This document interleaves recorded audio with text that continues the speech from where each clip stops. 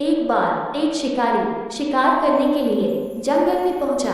उसने अपने तीर पर बहुत ही खतरनाक जहर लगाया और शिकार को निशाना बना करके उसने तीर को छोड़ा, लेकिन उसका तीर चूक गया और तीर एक पेड़ पर जा लगा। वो पेड़ बहुत ही हरा भरा और बहुत सारे तोते उस पेड़ पर रहते थे। जैसे ही वह जहरीला तीर उस पेड़ पर जाकर लगा, वो पेड़ धीरे धीरे सूखने लगा और उस पेड़ पर जो भी तोते रहते थे वो ही एक एक करके उस पेड़ को छोड़कर जाने लगे। उस बड़े से पेड़ के कोटम में एक बहुत ही बूढ़ा तोता रहता था, जो बहुत ही धर्मात्मा और अच्छे मन का था।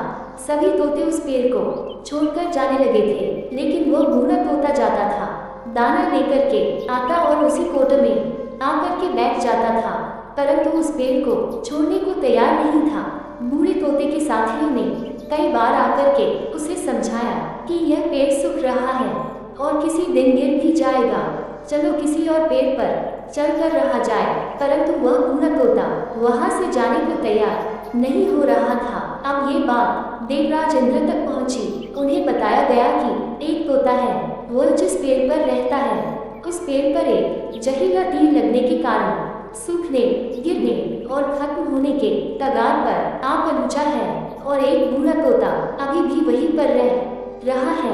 वो दाना लेकर आता है और वहीं पर रहता है, जबकि उस जंगल में बहुत सारे पेड़ हैं, लेकिन वो उसी पेड़ पर रह रहा है। देवराज इंद्र प्रकट हुए और उस बूढ़े तोते से कहने लगे कि आप बहुत धर्मात्मा हैं, बहुत ही अच्छे मन के हैं, लेकिन आप इस पेड़ को छोड़कर किसी और पेड़ पर चले जाइए, क्योंकि ये पेड़ कुछ ही दिनों में गिर जाएगा। तालाब के पास में बहुत से बड़े बड़े हरे भरे पेड़ हैं, बड़े बड़े कोटल हैं, उन पेड़ों पर फल भी लगे हुए हैं, उन्हें वहीं पर तोड़कर खा सकते हैं, परंतु यहाँ से आप चले जाए। तोता बोला, माफ कीजिएगा, इस पेड़ ने मुझे जीवन दिया है, शिकारियों से मेरी रक्षा की है, हर मौज में मेरे साथ रहा है, ये कोटम मेरा घर है, यहाँ मैं पला बड़ा हूँ, इस पेड़ को मैं छोड़कर कैसे जा सकता हूँ? इस पर संकट आया है तो क्या मैं इसे छोड़कर चला जाऊँ? मैं ऐसा कभी नहीं कर सकता।